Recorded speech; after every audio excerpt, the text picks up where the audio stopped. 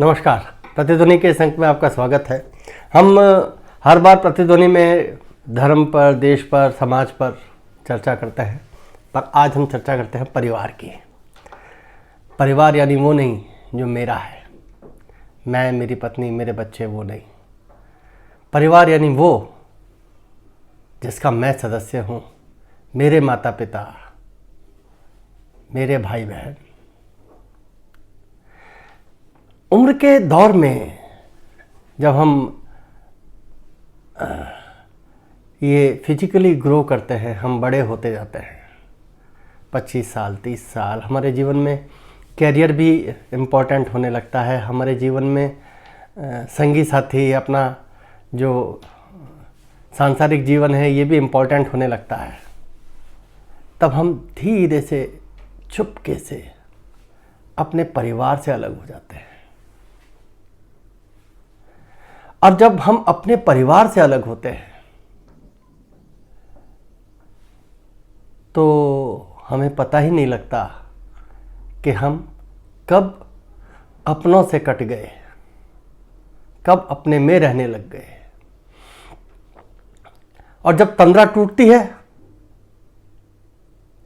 तब तक हमारे अपने बच्चे अपना परिवार बनाने लायक हो चुके होते हैं। पर चूंकि उन्होंने पहले परिवार नहीं देखा है या उस परिवार से दूर रहे हैं, ये तुम्हारे ताऊ जी हैं, ये तुम्हारे चाचा जी हैं, ये तुम्हारी बुआ जी हैं, ये तुम्हारे मौसा जी हैं, ये मौसी जी हैं, जिनको साल 2 साल में एक बार देखते हैं, ये बाबा हैं, दादी हैं, नाना है, नानी है, उनसे ओकेजन पर मिलते हैं। तो ऐसे ही फिर इस परिवार में जब दूसरे आपकी नेक्स्ट जनरेशन आएगी, वो भी अपने बच्चों को आपसे ओकेजनली ही मिलाएगी। क्यों? क्योंकि हम जिस परिवार का हिस्सा थे, उस परिवार से हम दूर जा चुके हैं। तो आज हम बात करते हैं अपने परिवार की। किसी ने एक संदेश भेजा और वो संदेश था कि वो लोग सौभाग्यशाली हैं जिनके संतान होती है, पर वो लोग परम सौभाग्यशाली हैं जिन्हें संतान संभालती है। मेरे एक मित्र हैं, पढ़े लिखे आदमी हैं, उन्होंने कहा कि नहीं, इससे भी ज़्यादा जो बात इम्पोर्टेंट है वो ये है कि वो लोग परम सौभाग्यशाली हैं जो बच्चे ही रहते हैं। आप भारत के राष्ट्रपति हो जाओ, उससे क्या फ़र्क पड़ता है? आपकी माँ के लिए तो आप बच्चे ही हो। पर क्या आपकी माँ को आप वो महसूस करा पाते हो? क्या आप अपने पिता को वो महसूस करा पाते हो कि आप उनके बच्चे हो? क्या आप अपने बेटे को ये महसूस करा पाते हो कि तू मेरा बेटा है? क्या आपका हृदय इतना विशाल है? भारत के सामने जो चुनौतियां आई हैं, उनमें ये जो आइसोलेशन की एकाकी जीवन जीने की जो प्रवृत्ति है, ये एक बड़ी चुनौती है। और इस चुनौती में आग में घी का काम किया है हमारे कैरियर ओरिएंटेड सोच ने कि मेरा खुद का क्या, मेरा कैरियर क्या, मैं समाज में बड़ा आदमी बनूं, मैं समाज में जाना पहचाना जाऊं। इसने, मेरे पास अपनी गाड़ी हो, मेरे पास पूरे भौतिक संसाधन हो, इसने न केवल हमें अपने परिवार से अलग किया है, अपने भाइयों से दूर किया है, अपने मित्रों से अलग किया है, इससे अगले चरण में हमने अपने बच्चों से अलग कर दिया है।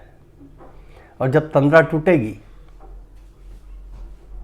तो हम बेबस और असहाय से चौराहे पर खड़े होंगे। मैं देखता हूं ऐसे कई सारे लोग जिन्होंने अपने जीवन की पूरी जमा पूंजी कर्जा लेकर के बच्चों को पढ़ाया। आज बच्चे उनसे अलग हो चुके हैं। वो भारत में भी रहते हैं तो दूर रहते हैं, मौके पर नहीं आ सकते। मैं ये नहीं कह रहा कि हमें बच्चों को अच्छी शिक्षा नहीं देनी चाहिए, मैं ये नहीं कह रहा कि हमें बच्चों को अच्छे कैरियर से रोकना चाहिए। मैं ये कह रहा हूँ कि हमें बच्चों को ये संस्कार देने चाहिए कि वो अपने परिवार के महत्व को समझें, वो अपने बाद वाले परिवार को परिवार ना माने, वो आपको भी परिवार का अंग माने, वो आपको भी आपके परिवार से ही का ही हिस्सा है ये माने। बच्चे का बचपन, बच्चे का बच्चापन बना रहे। यदि बच्चे का बच्चापन चला जाएगा तो ये खतरे की घंटी है। हालांकि हमारे यहाँ एक बात कही गई है कि जब पिता के जूते में बेटे का पैर आने लग जाए तो उसको कुछ नहीं कहना चाहिए। इसका मतलब उसको आज़ादी देनी चाहिए, उसको आज़ादी महसूस करानी चाहिए। ये बात ठीक है, पर उसको परिवार में तो बांध के रखना चाहिए। आज हमने ये देखा है, और मैं इतने सारे युवाओं को देखता हूँ जो अपने परिवार से अलग भी एक परिवार बनाते हैं, अपना क्लब करते हैं, सोशलाइजिंग करते हैं, पार्टीज़ में जाते हैं। आप जितने क्लब हैं उनमें जाकर के देखना, ज़्यादातर युवा, कई ऐसे भी हैं जो वहाँ किसी तलाश में जाते हैं।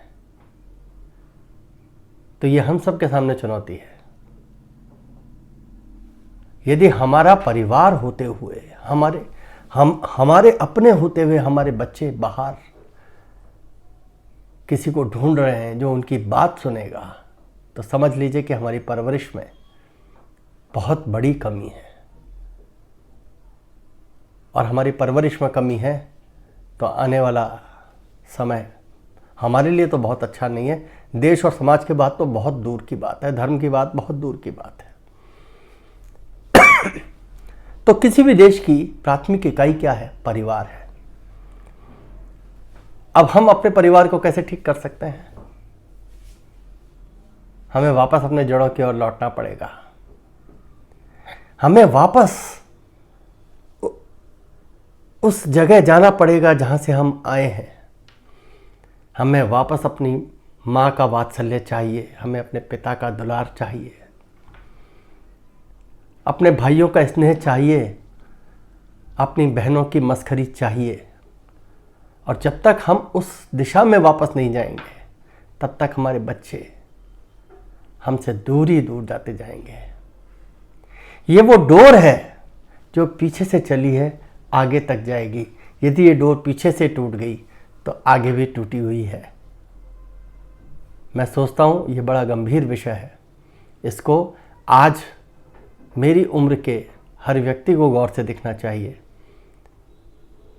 नए जो नौजवान बच्चे हैं उनको इस बात को शायद समझने में थोड़ा समय लगेगा, पर उनको ये बात समझनी चाहिए